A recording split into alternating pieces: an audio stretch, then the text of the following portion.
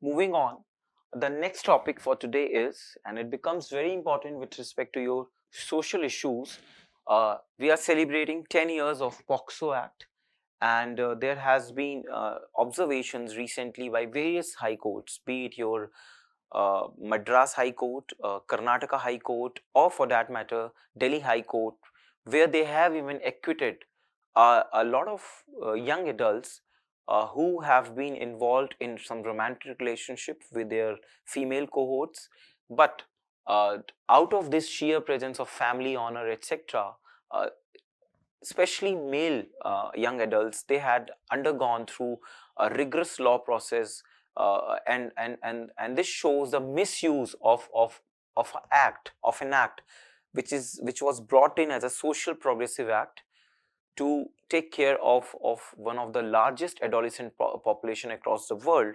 But how such acts are being misused, and especially in criminalizing the whole consensual act between two young adolescents, uh, because this age is where people actually experiment with their sexuality. They experiment uh, uh, like how to uh, treat their emotions physically, etc. And you know, it becomes really important because it creates a sort of paradox when on the one side the government through its policies like Rashtriya Kishore Swasth Karyakram wants the young adolescent to explore their sexuality, to go and ask questions regarding the changes that their body is going under the influence of hormones, etc. But at the same time, acts like POXO Act, which are made to give protection and to resurrect the sexual rights of the children, but at the same time,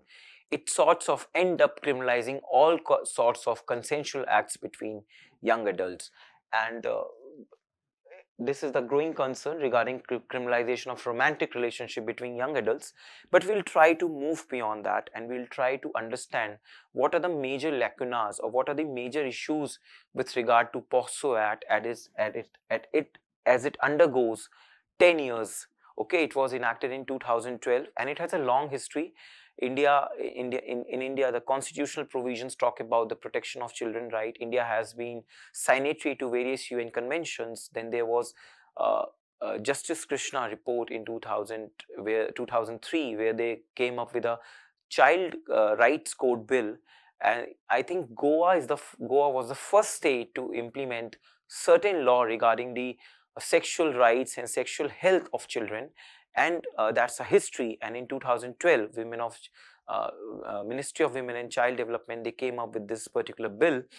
And it's been 10 years. It's high time that we look back and we try to analyze what the problem is.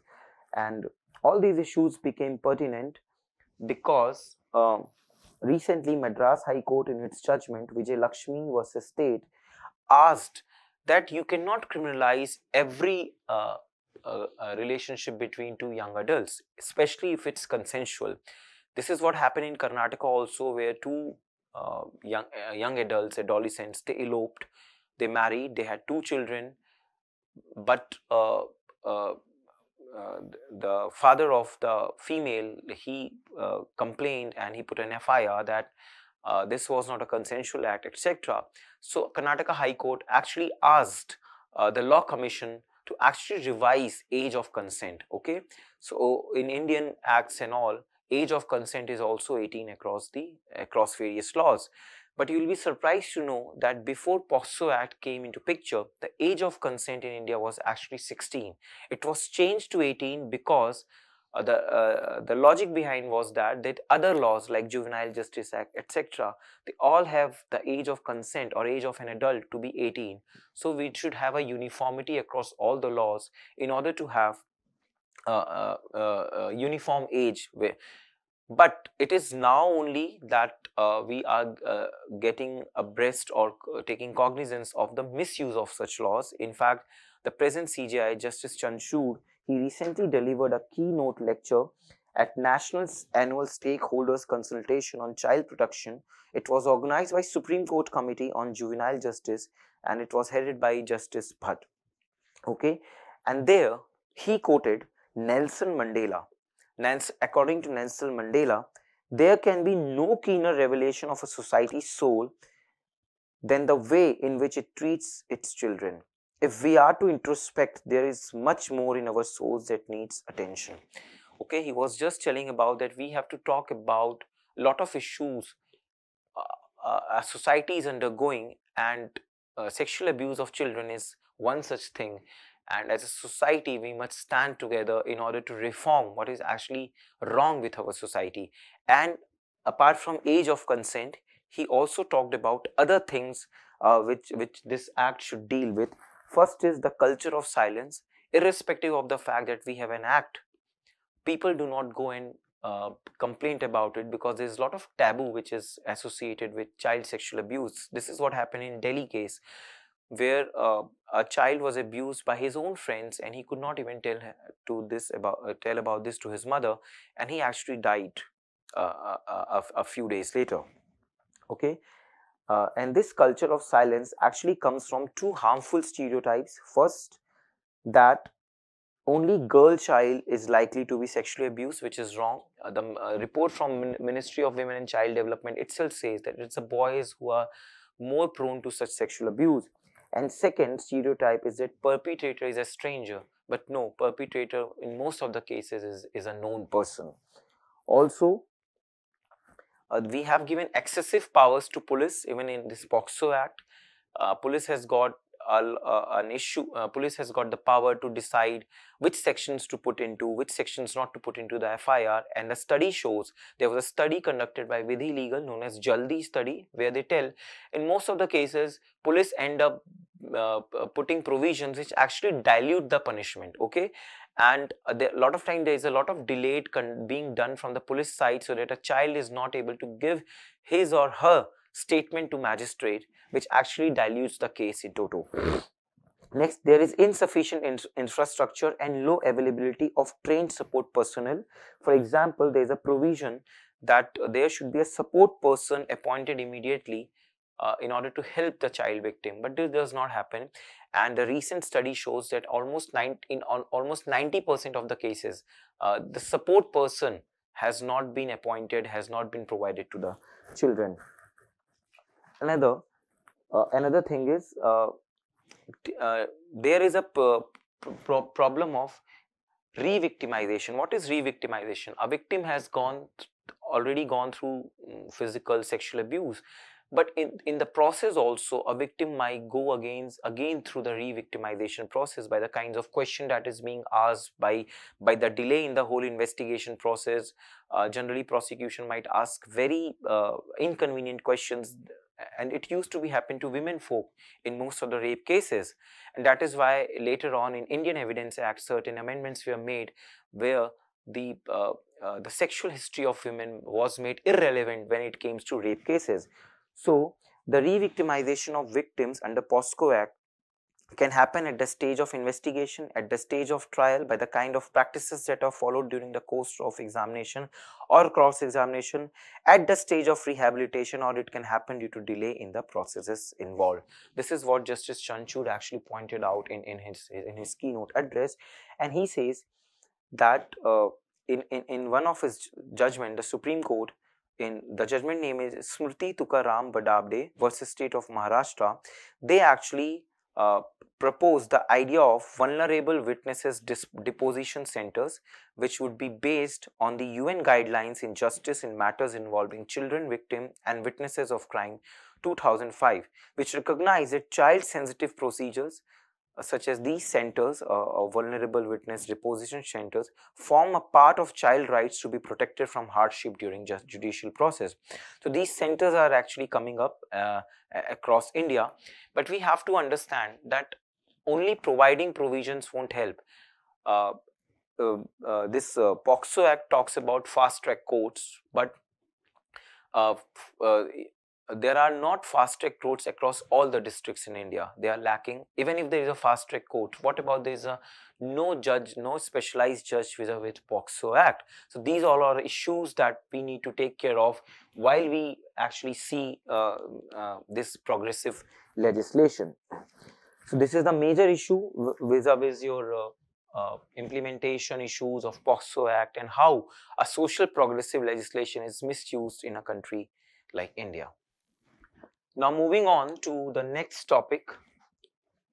It's been almost a year since Ukraine war has started, and there's an interesting Twitter handle by Shashank Mattu, and he has actually compiled the data around and the various views around how the world is actually seeing what is India's position. So I'll try to read from the Twitter handle itself, but I would also like to link the two important write-ups which came recently that show what is actually India's position, because a lot of time the Western countries try to see India in the silos. They asked, what's your side?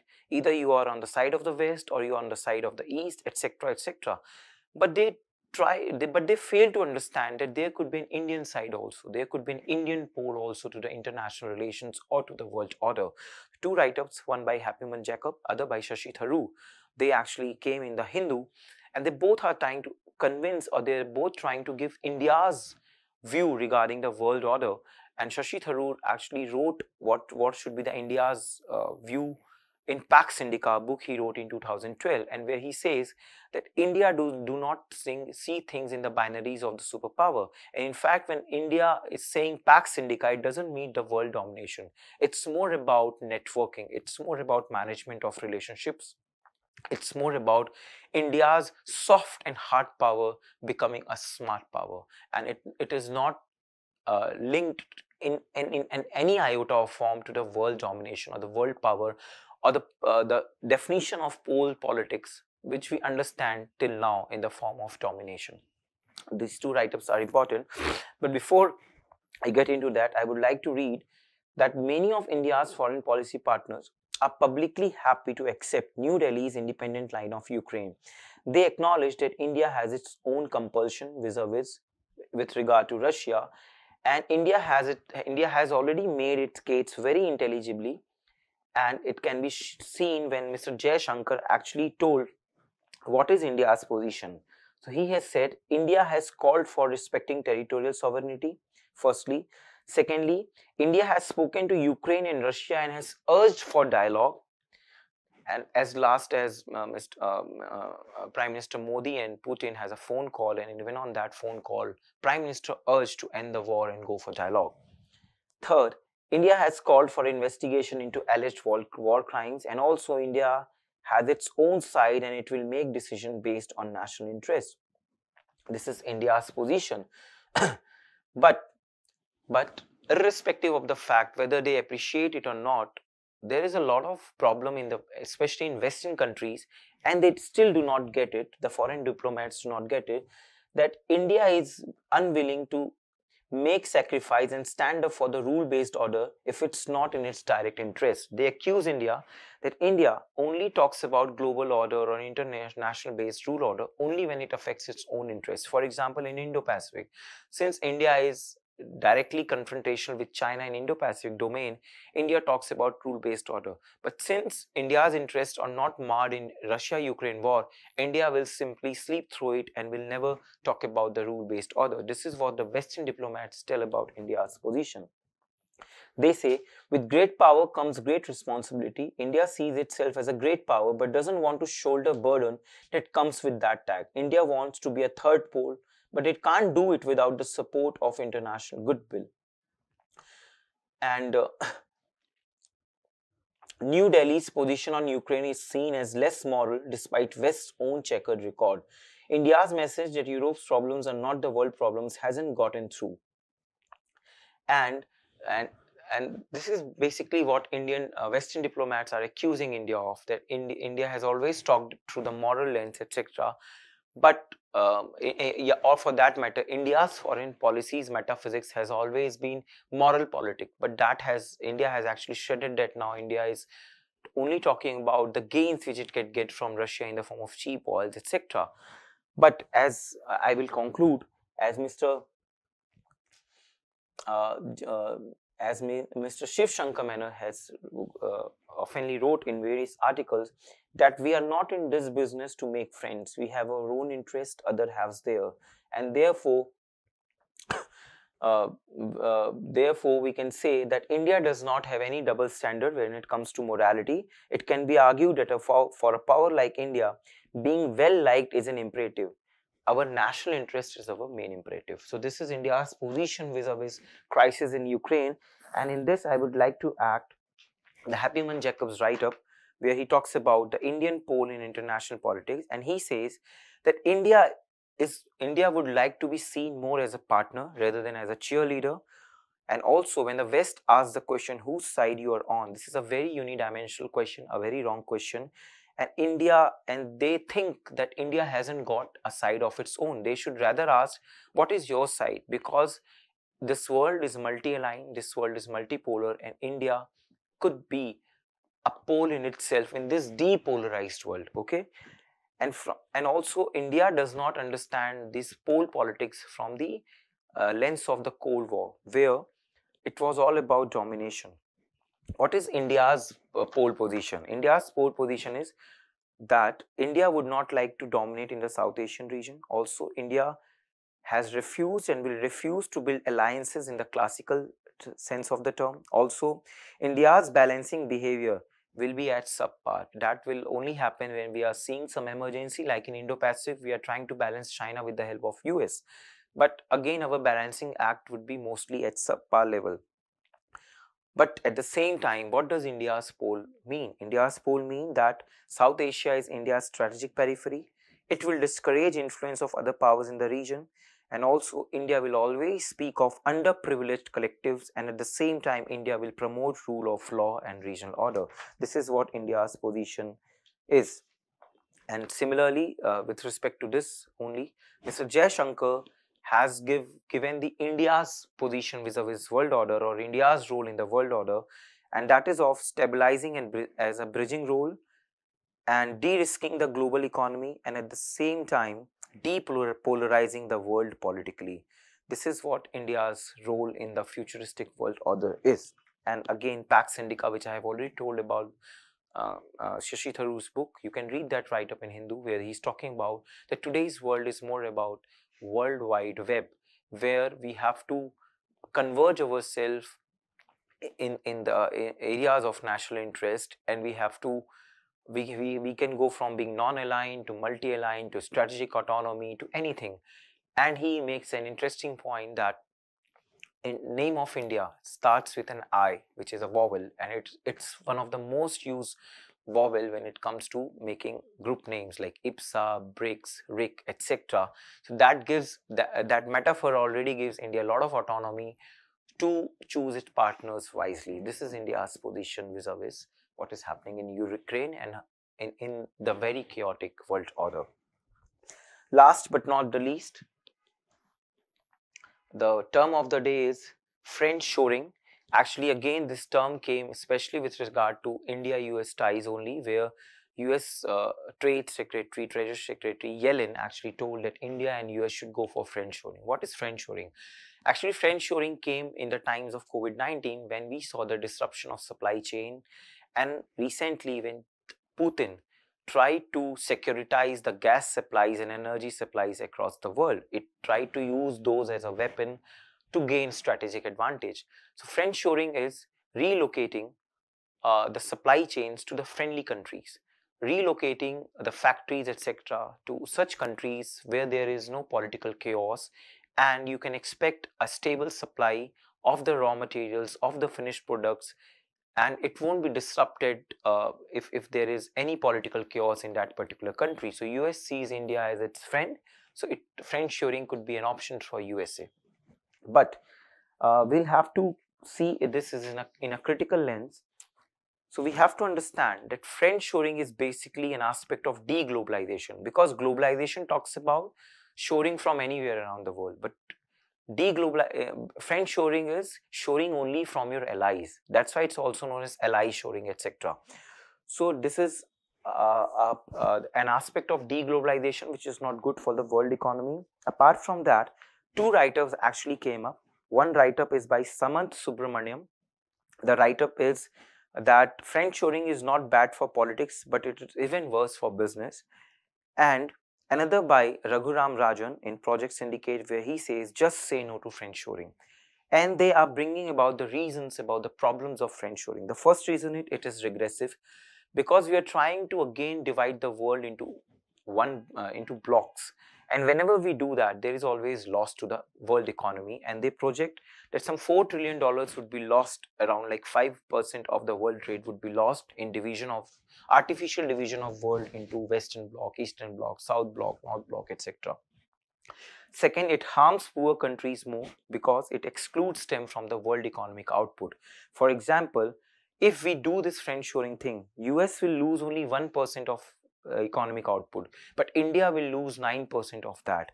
And other poor countries and developing countries might lose even more.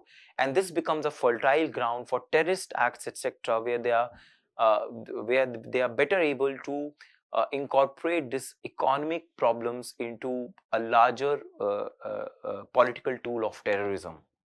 Moving on, third, friendshoring is harder than it looks or feels like. For example, Apple sources its components from 43 countries around 6 continents. How will you be able to decide who is friendly, who is not friendly? For example, Saudi Arabia was friendly to US till now, but after coming of Joe Biden, Saudi Arabia became a pariah state for US foreign policy, but which is very, now they have started to reconnect with Saudi Arabia. It becomes very difficult to identify who is your friend, who is not your friend. And finally, friendshoring is not cheap. It forces your prices up. So these are the problems of friendshoring. So when a question regarding the new aspects of globalization comes in, you make use of this term, and you write your answer around that also. So this is all for today. Today we did a US-India trade relation, India's position vis-a-vis war in Ukraine, 10 years of POSCO Act, what are the problems with regard to that. You jot down the quote by Nelson Mandela. It could be used in some essay also. And finally, friendshoring with respect to deglobalization. Okay, this is all in today's edition of Newspaper Analysis. Keep reading and have fun. Have a good day.